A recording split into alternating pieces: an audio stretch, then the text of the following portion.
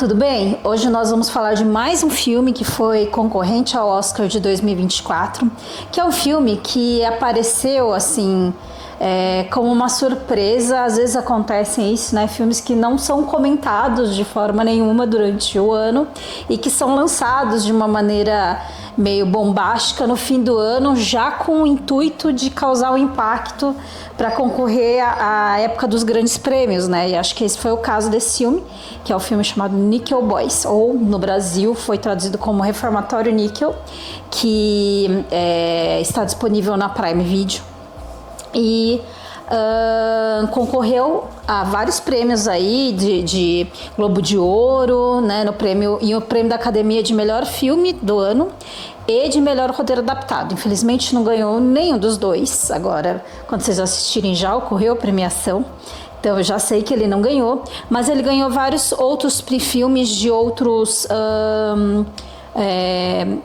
indicações de outros festivais ao longo do ano, né? Ele é um filme que foi dirigido é um drama histórico, né? Baseado num livro do Colson Whitehead. Foi dirigido por Hamill Ross, que inclusive escreveu esse roteiro adaptado com Jocelyn Barnes, e é estrelado pelo Ethan Harris e o Brandon Wilson, né, que são os atores principais dessa história. O que ela tem de muito interessante, que talvez causou esse impacto, é a maneira como o diretor escolheu filmar essa história. Você vai observar toda essa história acontecendo através do olhar de um dos personagens. Então, é como se você fosse o personagem. Então, o que o personagem está vendo é o que você está vendo, mas você não está vendo o personagem. Em quase, pelo menos um terço desse filme, você nunca vê o personagem como ele é, porque você é o personagem, né? A câmera é o olhar desse personagem para o mundo. Esse personagem é o Elwood, né? Que é um rapaz comum que estuda, parece que é um bom estudante, um bom aluno, mora com a avó, um rapaz que respeita muito a avó e tudo mais. Ele ganha uma bolsa para fazer a universidade e de um dia ele tá andando pela estrada para conseguir chegar no local onde ele precisa, e ele é parado por um outro afro-americano que está num carro, um cara que parece que tem recursos, né? Assim, tem o carro dele, tá muito bem vestido, e oferece uma carona para esse rapaz chegar até o destino dele. E, poxa, quem não gostaria de pegar uma carona tomando um sol terrível nas costas para chegar na universidade para começar a estudar, né? Usufruir dessa bolsa que ele ganhou. Ele pega a carona nesse carro e, pro azar dele, a polícia para o carro, né, desse rapaz que estava levando ele, e esse cara parece que ele era envolvido aí com questões de crime, e ele acaba sendo acusado de ser cúmplice, né, coautor do crime que estava envolvendo isso. Então ele acaba indo para um reformatório, o tal do Reformatório Níquel, né? No Reformatório Níquel é muito interessante, que mostra também ele chegando a esse local, né? Ele é um reformatório para menores de uma maneira geral, problemáticos, né? Vamos dizer assim, que seria uma prisão para menores, um reformatório, né? Essa é a definição, né, de reformatório, que para nós aqui no Brasil seria a tal da Fundação Casa. Mas esse filme, que se passa na década de 60, a gente vê uma separação que a gente pode considerar absurda hoje, mas na prática, vamos dizer, ela ainda acontece, apesar de não existir mais em teoria, e que a gente critica muito, mas existe um reformatório para os brancos e um reformatório para os negros. Então, quando eles vão chegar na porta do reformatório, tem vários brancos e negros que estavam lá sendo levados para cumprir suas penas. Os brancos são deixados na primeira casa, vamos dizer, no primeiro espaço físico de reformatório, e lá eles têm várias atividades recreativas, de reeducação, né, de educação mesmo formal, atividade física, futebol americano e uma série de outras atividades. E os negros são levados ali para a segunda parte, né, do reformatório, lá no fundo desse reformatório, em que não existe nada disso. né? Lá eles são obrigados a trabalhar, eles são obrigados a carregar peso, a executar tarefas braçais, a trabalhar no campo e uma série de coisas, e já mostra esse olhar bastante racista, né? Do sistema judiciário, do sistema de correção prisional que existe ali, como existe, acho que em praticamente todo tipo de sistema, principalmente nessa época da década de 60, num reformatório que em tese seria na Flórida, ali na região sul dos Estados Unidos, que é uma região historicamente ainda mais racista, né? Mais vinculada ao conservadorismo norte-americano. Lá, o Atwood, ele vai conhecer... O Elwood vai conhecer o Turner. O Turner é um rapaz que também está lá cumprindo uma pena, mas de fato ele cometeu um crime. E ele já está meio descolado, porque ele já está ali há algum tempo, né, dentro dessa instituição. Então ele já conhece os truques para poder ter trabalhos mais leves, para ter uma boa relação com os cuidadores daquele local, né, os carcerários e tudo mais. E um belo dia, o Elwood, ele tá no refeitório ali, tentando se alimentar. Existe muito bullying, mesmo dentro desse sistema, né? Quem parece ser mais ingênuo, como ele era, uma pessoa que mais preocupada com o correto, o justo e tal, ele já sofre um pouco de bullying dos outros que já são mais envolvidos com a criminalidade e tem mais traquejo, né, com essa situação de estar detido naquele local. Ele vê uma injustiça, ele vai se intrometer nessa briga e acaba sendo penalizado. E ali as penas, né, para esses rapazes que estavam envolvidos com situações que eles consideraram contravenção dentro do aprisionamento, eram penas punitivas do tipo tortura. Então ele é levado para uma sala branca lá, que acabam cometendo uma violência muito grande com ele, física, né? Esmurram eles, né? Surram ele. E daí ele fica na enfermaria, né? A sorte dele é que acabaram não matando ele. Ele costumava ter um hábito de, quando a criança ocasionava muito problema, eles deixavam no telhado, numa região muito quente, a criança morria de desidratação, morria, né? Acho que eles chamavam de... Não sei se era escaldo, era alguma palavra desse tipo. Depois você procura e coloca, eu te mando lá depois a palavra certa, mas eles colocavam numa área em que a pessoa sofria com uma desidratação absurda pelo calor, acabava morrendo escaldado mesmo, queimado pelo sol. E a sorte dele é que ele não sofreu isso, mas, entretanto, ele foi esmurrado, sofreu um monte de ferimentos e foi parar na enfermaria. Como ele estava para a enfermaria, o dia que a mãe dele, a avó dele, conseguiu ir visitá-lo, né, para ver como ele estava, para passar para ele as coisas que tinham sido conversadas com o advogado que estava tentando ajudar no caso dele, já que ele era inocente, ele não era culpado. Ele não pôde visitar a avó dele. E daí não explicam por que ele não pode, mas explicam para a avó: ele não está podendo receber visita, tá? Você não vai poder ver ele. Não, lógico, né, que se fosse mostrar como estava a criança, ia gerar uma indignação absurda, porque ele estava esmurradaço, né? E ainda nem foi por outros detentos, mas pelos próprios carcerários que deveriam estar protegendo ele. E daí ela acaba conhecendo o Turner. E ela fala pra esse menino, né? A hora que ela tá saindo lá, indignada que ela não pôde falar com o Elwood, ela vira pra esse menino, que é o Turner, e fala pra ele: ah, tudo bem, eu queria ver meu neto, né? Parece que eu não vou poder ver ele, não me explicaram muito bem porquê, mas eu não posso ver ele, então eu preciso abraçar alguém no lugar do meu neto pra eu poder, enfim, cumprir a missão que eu vim aqui, né? Que é tentar dar amor pro meu neto. E o Turner fica um pouco desconfortável, não entende muito bem, mas ele aceita, né? Que essa senhora abrace ele, e ela deixa uma documentação, uns papéis, tal, que deveriam ser entregues por Elwood, pro Turner. Fala: por favor, entrega para ele, para mim, porque eu não vou poder vê-lo, então você entrega esses papéis para ele. E ele promete que vai entregar.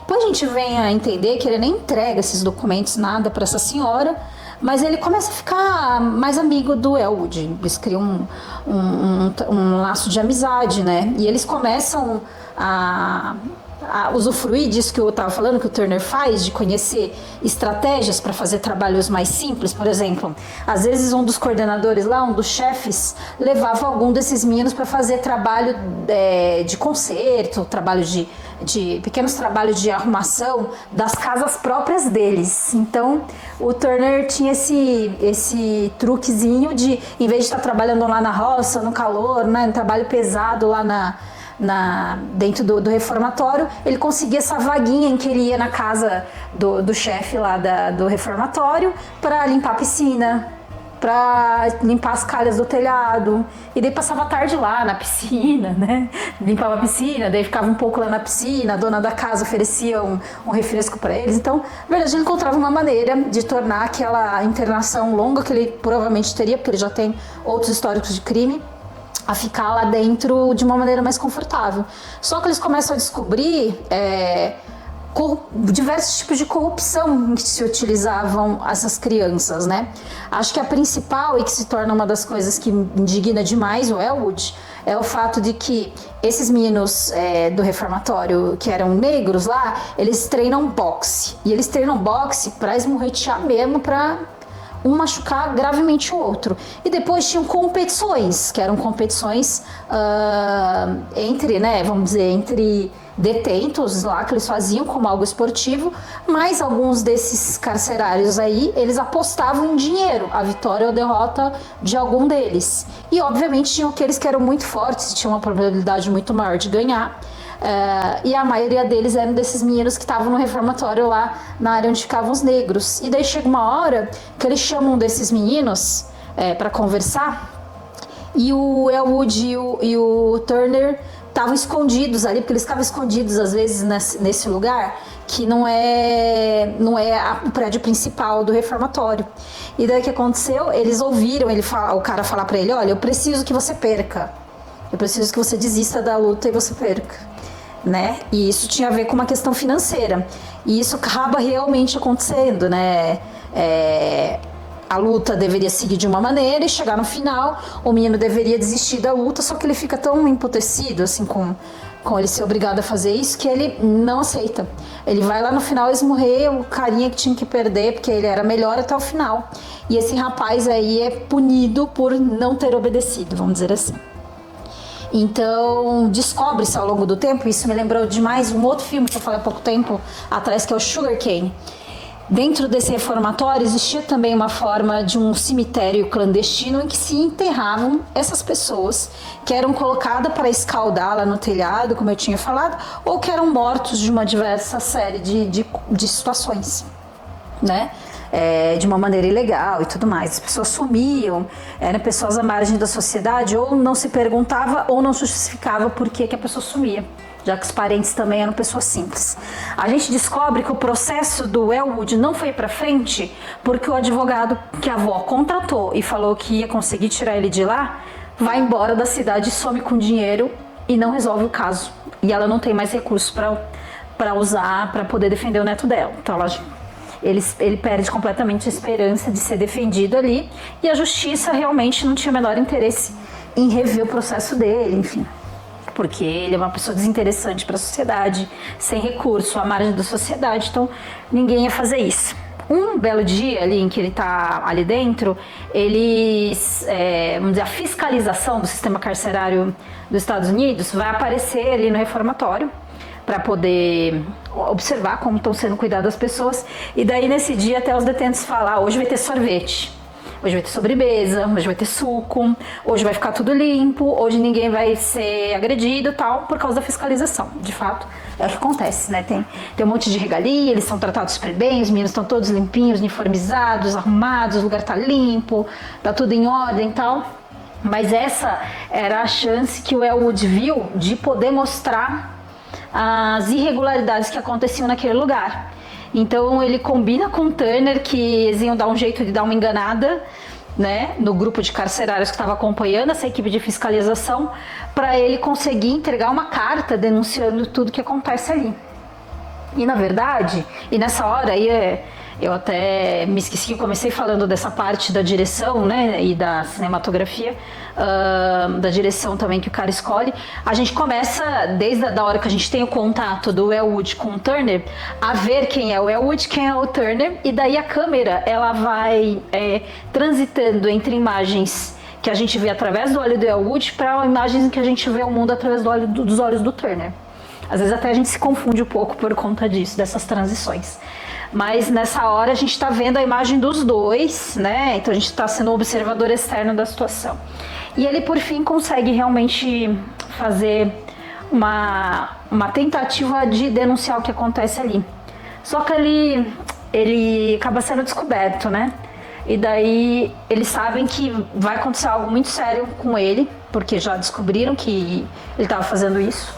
Então eles resolvem fugir, os dois.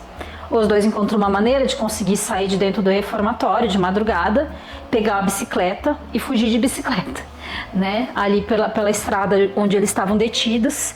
E infelizmente a gente vê que um deles é morto. Só que a gente não sabe muito bem quem é. Daí a história vai para anos depois e aparece um Elwood, né? Um Elwood que tá tendo uma vida normal, que já cumpriu as penas dele, tá lá na vida dele, refazendo a vida dele. Ele vai visitar a avó e fala: poxa, não foi o Elwood que estava sendo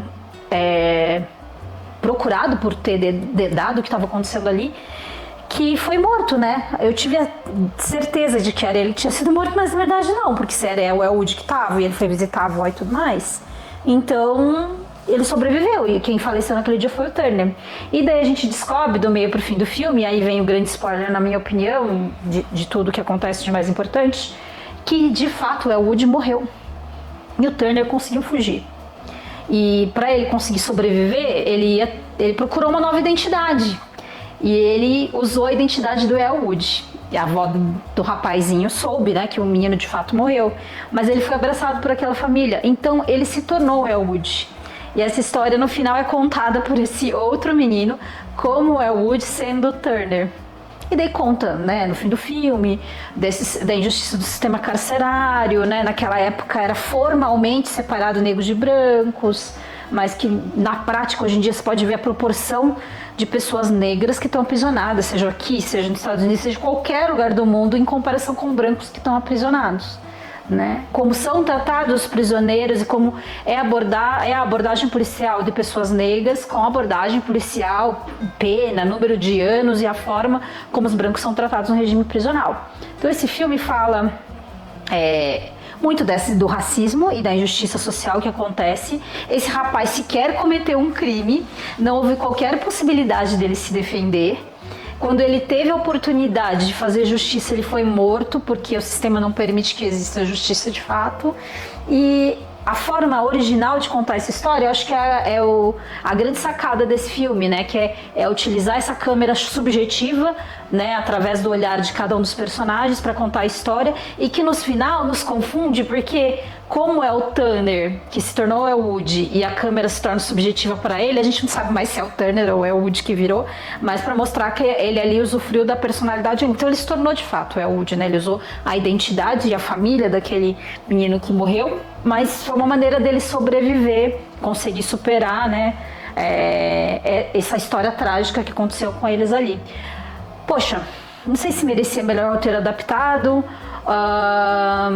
ou melhor filme, mas eu achei a direção muito interessante. Eu acho que talvez merecesse muito mais um prêmio de direção, ou concorrer a um prêmio de direção, que os outros dois casos de melhor filme, o melhor roteiro, porque essa ideia da maneira como se foi visto o caso é o mais interessante do filme, além da temática, que é atual sempre, né, na história do mundo, a questão do racismo e da justiça social nos sistemas carcerários, como foi contado no Sing Sing também, que é o outro filme que eu falei há pouco tempo, como, apesar de não ser um sistema prisional, é esse sistema de injustiça e racista que é também relatado no Sugar Cane, que daí é um outro regime que não é prisional, mas é quase prisional, que são das escolas católicas. É um tema recorrente, você vê 3 filmes que concorreram ao Oscar mais ou menos sobre a mesma temática, de maneiras diferentes, e porque é um tema atual, né? É um tema triste e muito atual. E, bom, tá disponível no Prime Video, ele nem chegou ao cinema, né? Ele já foi direto pro catálogo de filmes de streaming, mas vale a assistida, assim, 2 horas que a gente não nota passar. Eu gostei muito do filme.